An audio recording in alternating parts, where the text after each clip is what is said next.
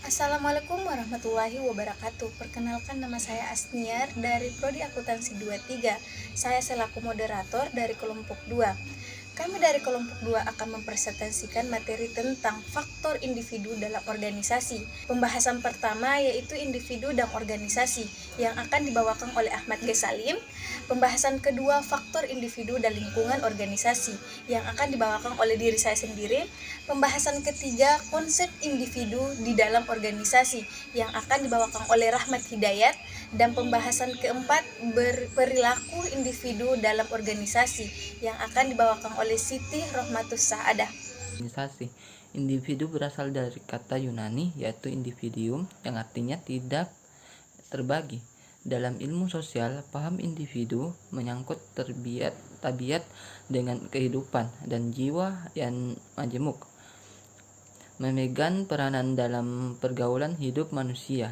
Individu merupakan kesatuan yang terbatas, yaitu sebagai manusia perseorangan, bukan sebagai manusia keseluruhan. Maka dapat disimpulkan bahwa individu adalah manusia yang memiliki peranan khas atau spesifik dalam kepribadiannya. Dan terdapat 3 aspek individu, yaitu aspek organik jasmani, aspek psikis rohanian, dan aspek sosial. Organisasi merupakan suatu perkumpulan orang yang memiliki tujuan bersama untuk memenuhi kebutuhan hidupnya. Perilaku organisasi merupakan pembelajaran tentang suatu aspek atau karakteristik individu yang tercipta di lingkungan suatu organisasi. Karena manusia berbeda-beda karakteristik, maka perilaku organisasi berguna untuk mengetahui sifat-sifat individu dalam berkinerja suatu organisasi. Faktor individu dan lingkungan organisasi. Menurut Adele Tingley, faktor-faktor yang mempengaruhi kinerja terdiri dari faktor internal dan faktor eksternal. Faktor internal atau disposisional yaitu faktor yang dihubungkan dengan sifat-sifat seseorang. Sedangkan faktor eksternal yaitu faktor-faktor yang mempengaruhi kinerja seseorang yang berasal dari lingkungan. Menurut Henry Simamora, kinerja atau performance dipengaruhi oleh 3 faktor, yaitu 1.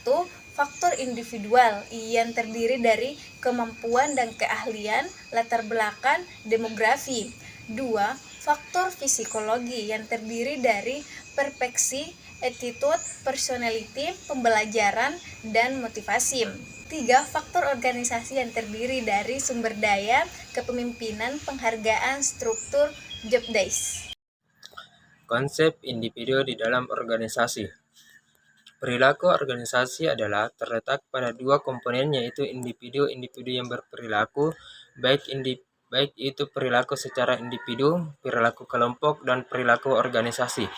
Komponen yang kedua adalah organisasi formal sebagai wadah dari perilaku itu, yaitu sebagai sarana bagi individu dalam bermasyarakat ditandai dengan keterlibatannya pada suatu organisasi.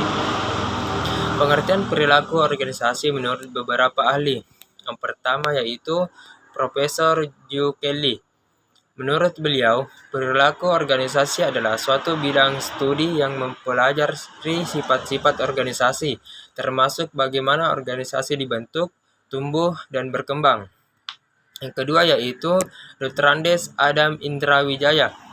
Menurut beliau, perilaku organisasi adalah suatu bidang studi yang mempelajari semua aspek yang berkaitan dengan tindakan manusia, baik aspek pengaruh anggota terhadap organisasi maupun pengaruh organisasi terhadap anggota.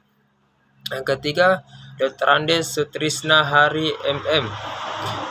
Menurutnya, perilaku organisasi adalah suatu bidang studi yang mempelajari dinamika organisasi sebagai hasil interaksi dari sifat khusus atau karakteristik anggota dan sifat khusus karakteristik para anggotanya dan pengaruh lingkungan.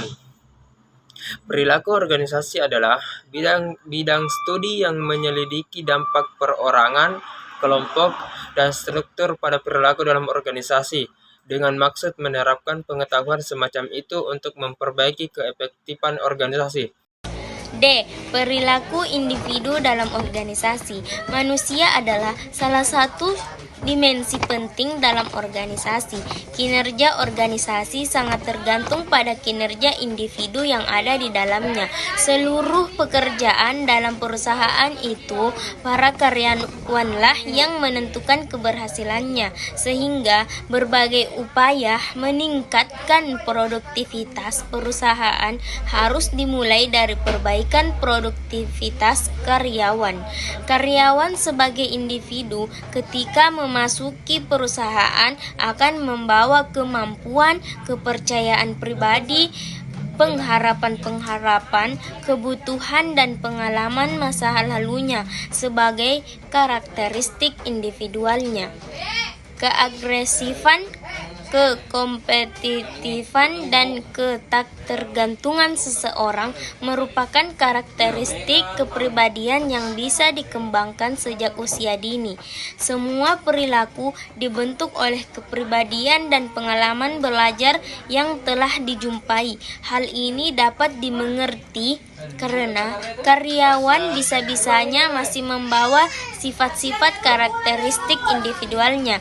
Selanjutnya, karakteristik ini akan berinteraksi dengan tatanan organisasi seperti peraturan dan hierarki, tugas-tugas, wewenang dan tanggung jawab, sistem kompensasi, dan sistem pengendalian. Hasil interaksi tersebut akan membentuk perilaku-perilaku tertentu individu dalam organisasi.